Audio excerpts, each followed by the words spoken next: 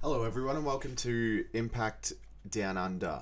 This is a podcast for Australian wrestling fans, speaking about Impact Wrestling as well as our local independent scene here in, mainly Melbourne, but we're going to talk about Sydney, Queensland, and all of that as well.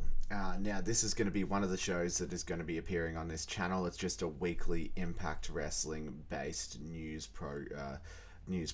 Only going to go for about 15 to 20 minutes, possibly a little bit longer this time, because I'm going to give you an idea about what we're going to be doing here.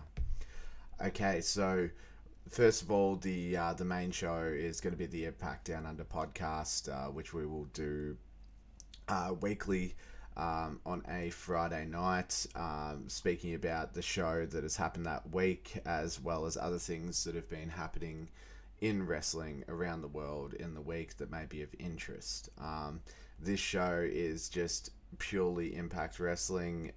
The other show that I just mentioned is going to be, my co-host. He likes Impact, but he also watches the other shows. I just watch Impact and Independence. Sometimes dabble in some older pay per views and whatnot. I don't watch too much of WWE or AEW anymore.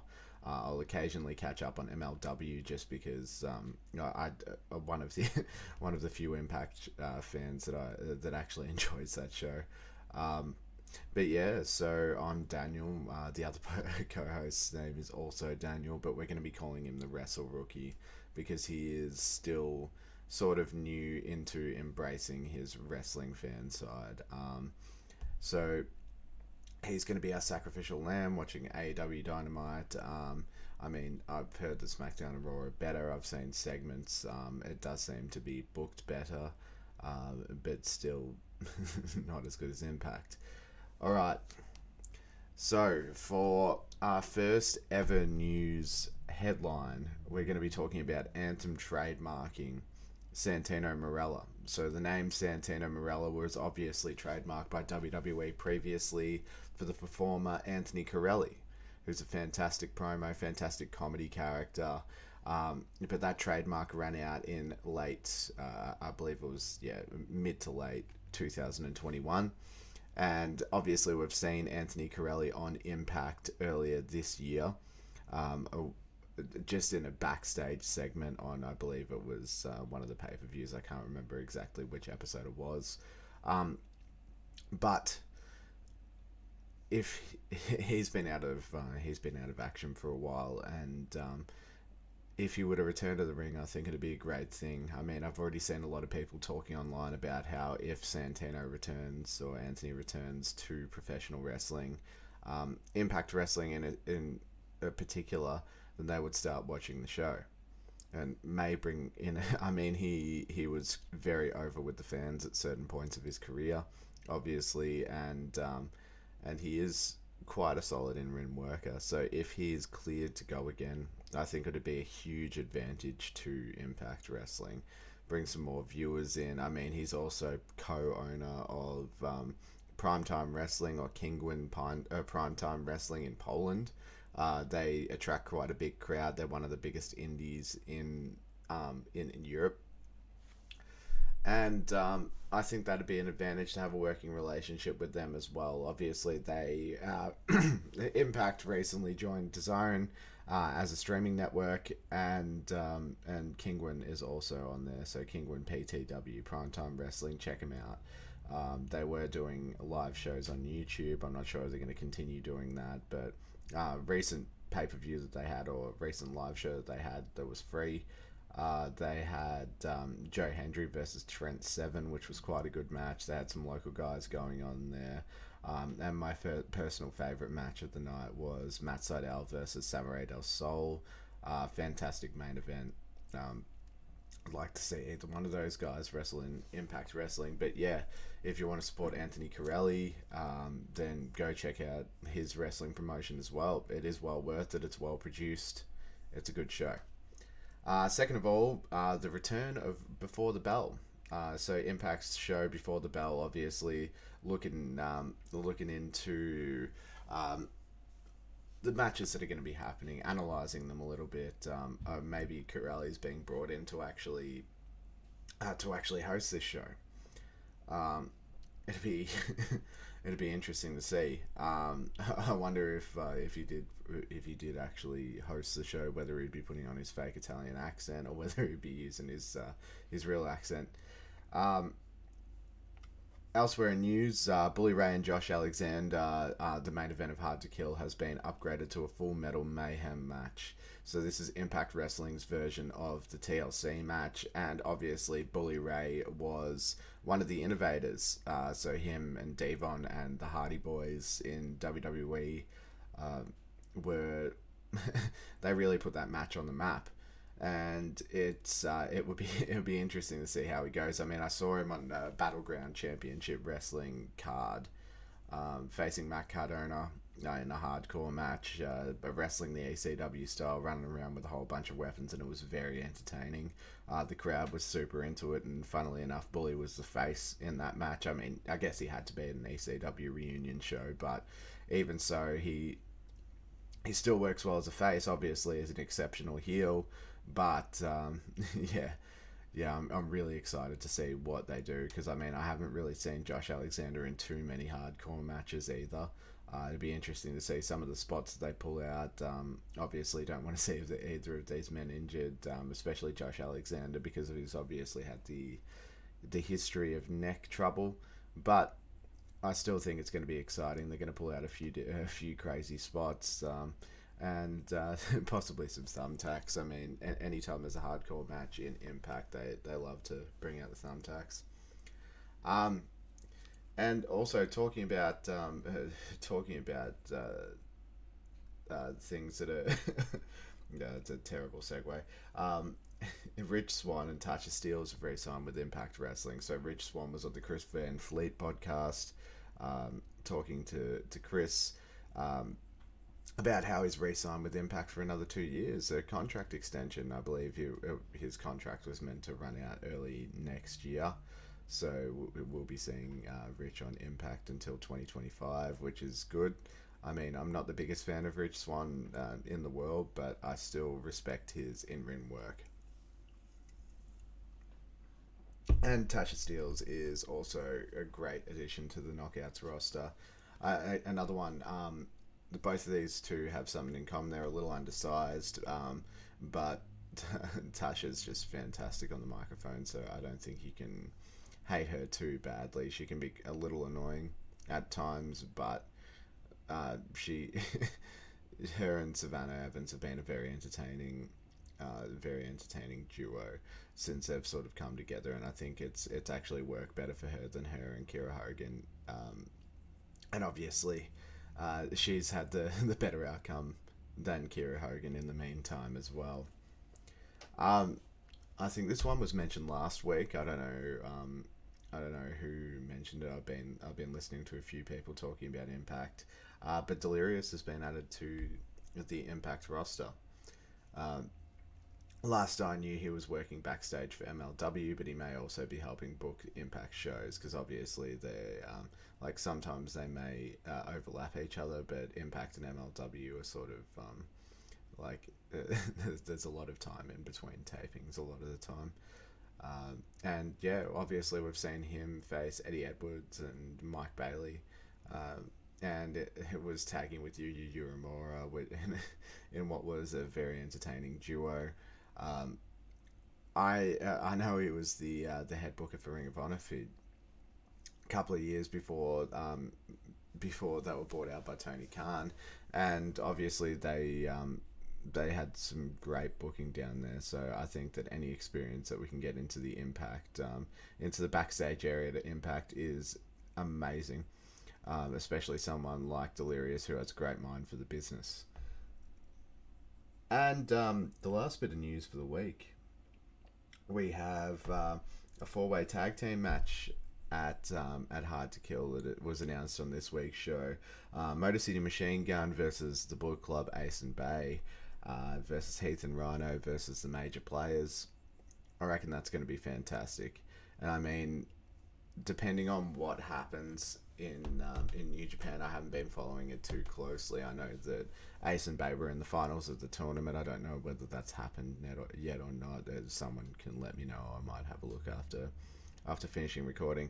But I think that Ace and Bay, I reckon it's their time. I reckon like after how over they've gotten in New Japan, I reckon it's finally time for them to go over and become the tag team champions. They're two young guys with tremendous upside, and I think that Impact needs to put a lot of faith in them. I mean, Motor City Machine Guns have been tag team champions for what seems like 5 or 6 times now since they returned in 2020, and I think we need something new. I mean, it'd be great. I mean, they're full of charisma, Ace and Bay. They they're fantastic in the ring. I don't think there's any issue with giving them a championship now. Um, Other than that, I mean, this week's show was fantastic. I mean, I don't think that we're gonna have a full fledged podcast review until next week, but just off the top of my head, we have oh, we had the Bailey versus Uemura match, which was absolutely brilliant. I think that Uemura and Bailey really complement each other's styles very well, and I'm so glad that Uemura is going to be sticking around for a little while. I think it's going to be 1 to 2 years. I think he is a star in the making, and I really hope that when he gets back to New Japan, they push him to the top. I mean, I think that I think I heard somebody the other day say that he reminds them of like some of New Japan's biggest stars. I mean, obviously trained in the same dojo, but I think that he does have sort of a natural charisma about him. Like he's a natural baby face. I don't think you could have him as a heel just because of how pure, like honestly pure he looks like, and he's got the fantastic head of hair, and that's not a heel head of hair. You need to shave his head or something if you're going to turn him heel. But a couple of moves in that match where you had him catching both of Bailey's arms and then doing a modified belly to belly suplex on Bailey. Um, you had just some like back and forth running the ropes offense, which I thought was great. Like Uemura has a very believable sort of Hulk up. Like when he gets going, like when he gets a little bit of momentum, like you really believe that like he could take over a match. And I'm really happy with the way that they're booking him at the moment. Just simply because they're not having him go over Impact stars just yet. I think they will in the future. They might put him in the upper mid card, um, and have him have some bangers of matches with a few different people. Even possibly like try and put a title on him at some stage. I mean, I don't know about digital media champion because I mean I've seen a bit of him on social media, but not a whole lot. Um, I think that I think maybe X Division champion at some stage, even though it isn't quite his style. I mean, we've seen Abyss as X Division champion before, so I don't think it'd be too much of a shock to have to have Yu Yu Uemura. I mean, I would compare him like the closest style in recent times of to a former X Division champion is probably Josh Alexander. I mean, he's not quite on the level of Alexander yet, and he does have a few differences in his style, but that sort of medium sized wrestler. Wrestling a bit more of a throwback style. I mean, like Alexander does does do some impressive spots as well, but like that throwback style, like it's very tight, it's very controlled, not a lot of botching. It's very good to watch, and I believe that down the line those two could have a fantastic match as well. I think obviously Alexander needs to go over, but honestly, yeah, Uemura is he's a star of the future. Um, other than that, I mean, you had the Death Dolls. You had the Death Dolls go over Giselle Shaw and Deonna Purrazzo, which everyone saw coming. I think. Um, I think it was a bit of a thrown together match, to be honest with you. I mean, obviously, there's been a little bit of a push lately for Giselle Shaw. They've given her Jay Vidal, um, who's quite good as well. But Perazzo, I don't know if she's staying. I don't know if she's going. I don't. You might even see Vex show up on WWE programming. Who knows? But yeah, this match was a bit of nothing, to be honest with you. I mean, the Knockouts tag division hasn't always been known for the greatest level of technical skill in the ring. I mean, I like Rosemary, I like Deonna Purrazzo. Like, obviously, Deonna's a very impressive technical wrestler. But Giselle Shaw and Jessica, they've still got a bit of a ways to go. She's absolutely great. I think she looks a little bit rough at times, but I think she's got a bright future. And obviously, congratulations for her and Scott Demore having 4 years. 4 years. I don't know if they're together, um, or if they're married, or what their relationship status is. But yeah, that's great to hear. I mean, Scott seems like a great guy, and Giselle seems great too. So, like in her interactions with fans and whatnot, she seems pretty good. And Scott's obviously always been a pretty stand up dude. Um, Other than that, you had Mickey James. Like, you had two knockouts tag team matches tonight. I mean, the Mickey James and Jordan Grace versus Tasha Steeles and Savannah Evans was pretty good. I mean, it told a good story. Like Jordan Grace obviously having to bail out Mickey, which is exactly what she was warning Mickey of. But other than that, I mean, like, pretty solid in ring work. It was great as a main event. I think that it pushes the story along well, and I think eventually at Hard to Kill, Jordan Grace is going to end Mickey James's career. That's my call at this stage. I mean, they may do something over the next couple of weeks to swerve me, but I think that that's the right call to make at this stage, and I think then we need to bring in a new competitor. We need to bring in somebody from the outside. I mean, we saw Kylan King on BTR this week, and she's very, very good. And I think that she could be built up to be a star in the future. Obviously, not too soon, but like, yeah, yeah. It's great to see her, and I mean, the crowd popped as well. Masha Slamovich is another one. I think that Slamovich should have gone over. It should have gone over Jordan Grace at what was the last pay per view? I can't even remember. I'm bloody useless at this time of the day. Um, but yeah, I think the Masha Slamovich should have gone over Jordan Grace in their last match. I believe it was an Iron Woman match, or something like that. Again, it slipped my mind. I was quite disappointed with the finish though.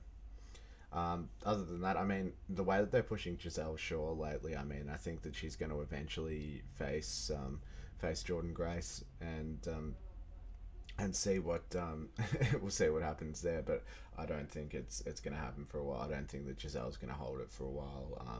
She's still a little bit raw, but I know that she's been champion on the Indies and has done well with that.